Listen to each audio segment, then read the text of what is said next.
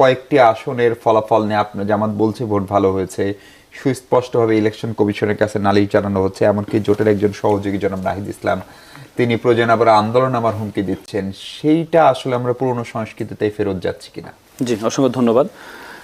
প্রথম কথা হচ্ছে মানে সকলের পক্ষ থেকে এবং আমি নিজেও সহ বলছি যে এবারে ইলেকশনটা স্বচ্ছ হয়েছে, কোনো সন্দেহ নেই। ইলেকশন সুষ্ঠু হয়েছে, কিন্তু ইলেকশনের বিষয়টা নিয়ে যেখানে ফল গণনা পর্যন্ত আমরা ছিলাম, হ্যাঁ, যেখানে প্রশ্নটা সেখানে সেটা হচ্ছে গণনা এবং হচ্ছে আপনার ঘোষণার ক্ষেত্রে কিছু কিছু আসনে যেমন আছে এনসিপি থেকে একটু আগে সাংবাদিক সম্মেলন করে ওনারা কিন্তু বলেছেন, সজীব ভুঁইয়া বলেছেন 2008 সালের যে ইলেকশনটা, সেই ইলেকশনে বিএনপিকে 30টা আসন দেওয়া হয়েছে, সেখানে 32% ভোট এই বিএনপি পেয়েছিল, আর পার্থক্য ছিল মাত্র হচ্ছে 10 থেকে 12% পার্থক্য ছিল, কিন্তু আসনের ক্ষেত্রে প্রায় পার্থক্য হচ্ছে 230টা আসন আওয়ামী লীগ পেয়েছে। মানে হচ্ছে যে জোট, এই জোটে 77টা আসন পেয়েছে।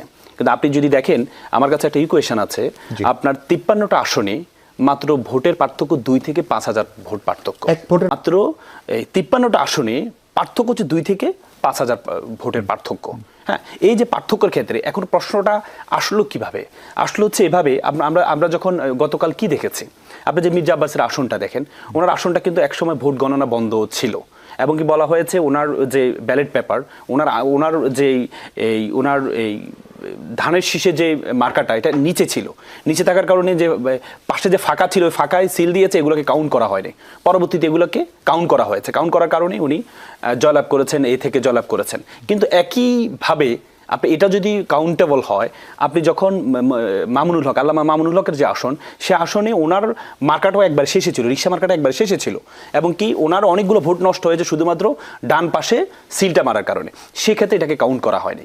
আপনি যখন এই দ্বিচারিতা যখন দেখেছে, তখন কিন্তু প্রশ্নটা ইলেকশন ট্রাইব্যুনাল রয়েছে, আপনি আইনজীবী, আপনি ভালো জানেন, তখন তো প্রশ্নটা এখন ব্যাপারটা হচ্ছে, আমরা তো হচ্ছে এই পর্যন্ত নির্বাচন কমিশনকে আমরা এই পর্যন্ত যতগুলো দেখেছি, ওনাদেরকে হুমকি ধামকি দেওয়া ছাড়া এই পর্যন্ত সমাধান হয়নি। আপনি দেখেন নির্বাচনের 2 দিন আগে বলে যে 300 গজের মধ্যে মোবাইল ব্যবহার করা যাবে না, যখনই গিয়ে একটু আন্দোলনের কথা বললো, এ করলো, তখনই কিন্তু ওনারা আবার এটা থেকে ফেরত আসছেন, এটা থেকে আবার ফেরত আসছেন। আপনি অনেকগুলো বিষয় আপনি দেখবেন নির্বাচন কমিশনের। এখন ব্যাপারটা হচ্ছে এই যে এটা তো আমাদের একটা সংস্কৃতি, আমাদের দেশের একটা সংস্কৃতি যে কোনো কিছু হলে যে আমরা আন্দোলন করব মানে এটা না যে আমরা সরকারকে মানব না, নির্বাচন মানব না, আমি আপনাকে আরেকটা প্রশ্ন করতে চাই, যেহেতু গত অংশে আমি আপনাকে পাই নাই। জামাত বরাবরই, জামাতের জোট বলে এসেছিল যে 91 মডেলের ইলেকশন, শেষ পর্যন্ত কি এটা 91 মডেল ইলেকশনই হলো? কারণ আমি নিজে জামাতের করেছিল, তারা ক্যাবিনেট ফর্ম করে পেরেছিল এবং শেষ পর্যন্ত আওয়ামী লীগের ভরাডুবি হয়েছিল। না দেখেন, আপনার 91 মডেল কোন অর্থে বলেছিলেন? আমি মনে করি না, এটা জামাতের পক্ষ থেকে বলা হয়েছে এই জন্যই। আপনি দেখেছেন এই গণ অভ্যুত্থানের পরবর্তীতে ইলেকশনগুলো, গণ অভ্যুত্থানের ইলেকশন হয়েছে 91 ইলেকশন হয়েছে, এবং 90-এর যে ডাকসুর যে ছাত্র দলের যে ভূমিদস্য বিজয়, সেটার কারণে পরবর্তীতে 91-তে একটা যেখানে আওয়ামী লীগ ক্যাবিনেট গঠন করে ফেলেছিল, তখন কিন্তু হচ্ছে পরবর্তী দেখা গিয়েছে ছাত্র দল হয়েছিল। পরবর্তীতে 91-এর ইলেকশনে যেখানে ক্যাবিনেট তৈরি করে ফেলেছিল আওয়ামী লীগ, পরবর্তীতে বিএনপি কিন্তু সে সংখ্যাগরিষ্ঠতা পেয়ে ক্ষমতা আসছে।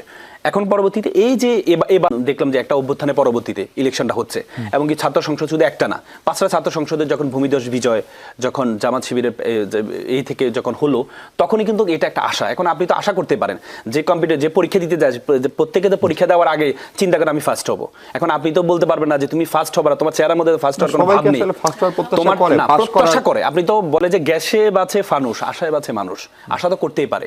আপনি যখন কম্পিটিশন অংশগ্রহণ করবেন, আপনি যদি আশাই না করেন, তাহলে তো আপনি শুরুতেই এক্সামের আগে তো আপনি পরাজিত। আপনি যদি বললেন যে মন্ত্রী ঘোষণা করে দিচ্ছেন, এটা মন্ত্রী ঘোষণা না, এটা হচ্ছে যে আপনারা যদি এই আসনে যদি নাহিদকে জয়লাভ করেন, তাহলে আপনারা ভবিষ্যতে একটা, যদি আমরা জয়লাভ করি তাহলে আপনারা একটা মন্ত্রী পাবেন। তার মানে কি? তার মানে এটা দ্বারা হচ্ছে যে যারা আছে ভোটার আছে, তাদেরকে একটা আশা দেখানো, আপনাদের এখান থেকে একটা শুধু এমপি না, যদি এইভাবে বোঝেন যে সরকারের একজন দায়িত্বশীল কর্মকর্তা নাহিদ সাহেবকে একবার নিয়ে লিখেছিলেন যে তিনি প্রত্যাশা করেন, তার গুড উইশ ছিল তিনি একদিন বাংলাদেশের প্রধানমন্ত্রী হবেন, ফলে প্রধানমন্ত্রী থেকে তাকে মন্ত্রীতে আনা, এই আলোচনাও কিন্তু হয়েছে নাহিদ ইসলামকে নিয়ে।